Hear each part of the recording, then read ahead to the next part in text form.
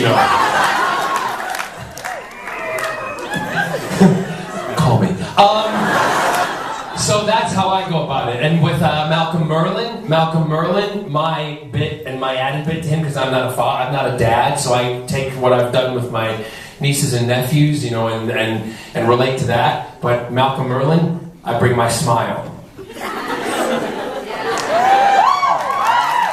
So that's the way I look at it, and I try not to look at them as characters, because theater is different. You can play a character in theater. On television, you play a personality. So if I can bring part of my personality to that character, you guys, which I'm so glad, go, ooh, he's a bad guy this time, but I still like him.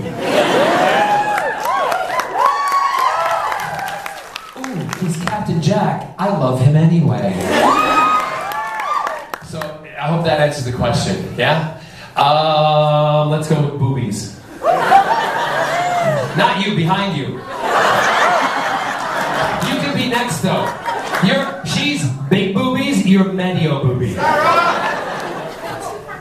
Yes. One, will we ever see Captain Jack again? I have no idea. That's a question for Stephen Moffat, the BBC Drama Department, and Russell T Davies and Julie Gardner.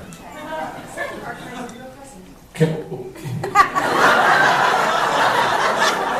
Yes, you can give me a present. Please tell me you're not gonna get your boobies out, because they look like they could kill somebody. And Daddy over here's got a beard that does some tickling, but I don't know how wifey feel about it. She's like, it's okay. Come on down. Have you blackened your eyes ever? Really? I don't believe you. They're who? They're fannies? Triple chocolate brownies? Cheesecake and Guinness. Really?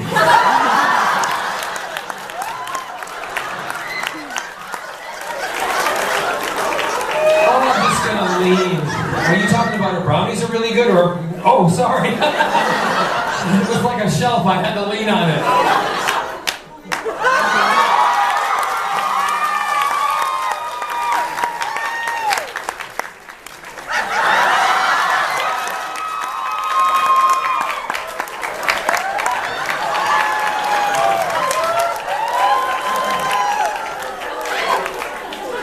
This is the closest thing to crazy I have ever been.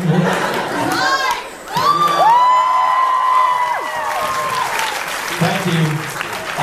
I knew I could get away with that, by the way. That's what you'll learn about me, because I saw that she was letting Eve do exactly the same thing. And I'll tell you, she's got more to worry about Eve than you do about me, honey.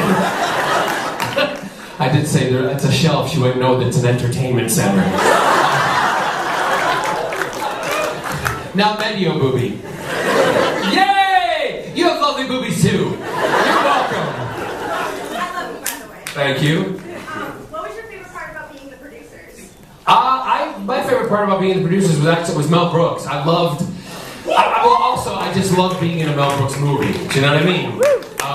And the fact Mel Brooks and I, when I was recording the song that day, that song took 2 weeks to do, and we were recording it, and you know, in the studio first, and I was talking to him, and the producer of the producers came on, and he said, could you guys shut up? You've been talking for an hour, we are late. So we held the whole production up. I'm like, well, when Mel Brooks talks to you, you're allowed to be late.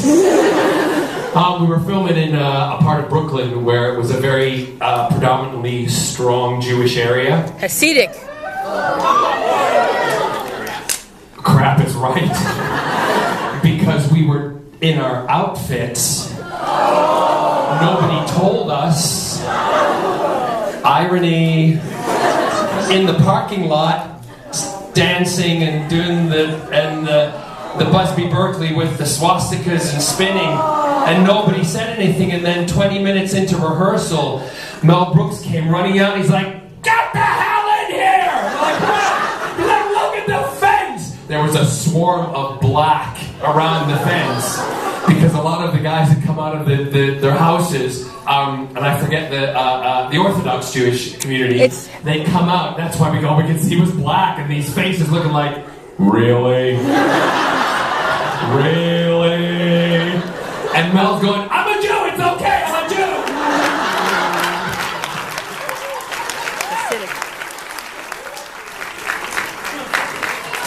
Sorry, to go back on boobies.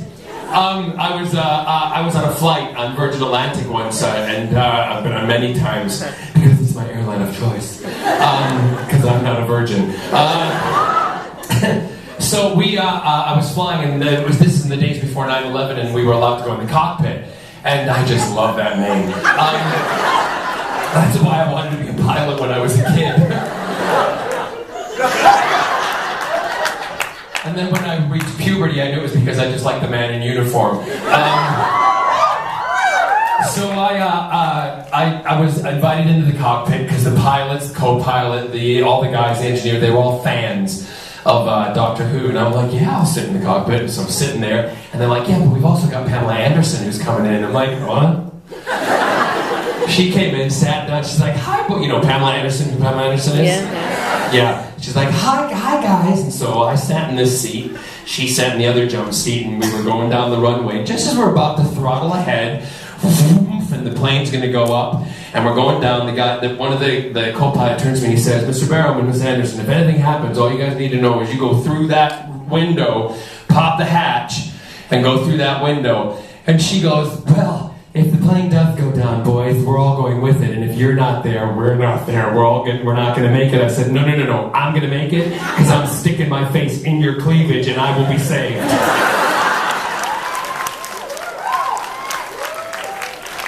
Because them are some airbags, girl. Yes. The Captain Jack up there. Thank you for coming inside my jacket yesterday. You're welcome. If and when Torchwood were immortalized on Broadway, Don't ever say that. Have you ever heard Eve Miles sing? She takes her shoes off and hums. No, you get it? That was one of my dad's jokes. Yes. what would Captain Jack's signature song be? I've already recorded it. No. Yes. Buy the album. It was, I got a cough. It was, what? Came in like a Mickey Mouse. I didn't hear that.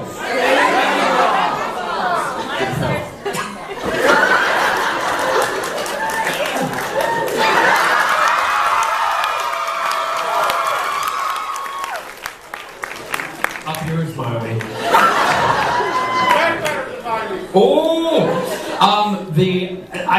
I called Stephen Schwartz a couple of years back when I was doing one of my albums, and I spoke to him and I said, you know, I'd really like to take one of your songs and adapt it a little bit, and because I used to listen to, when I was filming Doctor Who, the whole soundtrack of Wicked I could get through twice. When I would leave our house in Cardiff to get back to our house in London, and I would get through it, and I absolutely adore the song, the Wizard and I.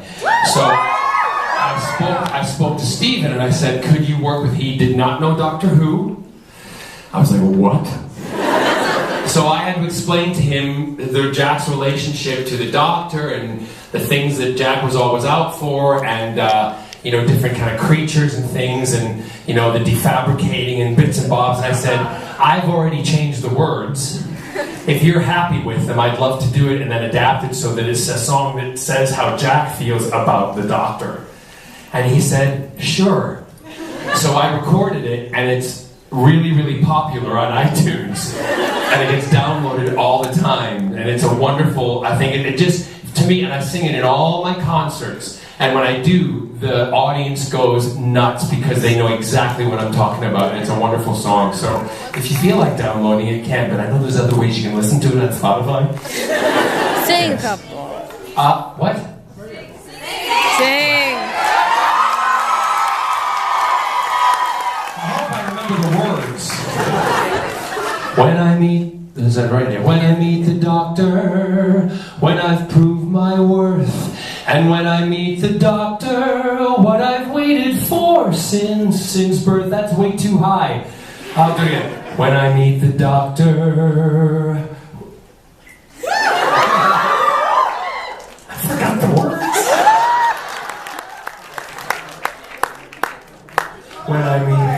doctor, when I've proved my worth, when I meet the doctor, what I've waited for since birth, and with all his doctor wisdom, by my looks he won't be blinded. Do you think the doctor is dumb? Or like Oods, he's so small-minded? No. You say to me, I see who you truly are, Jack, a man on whom I can rely, and that's where we'll begin, the doctor and I.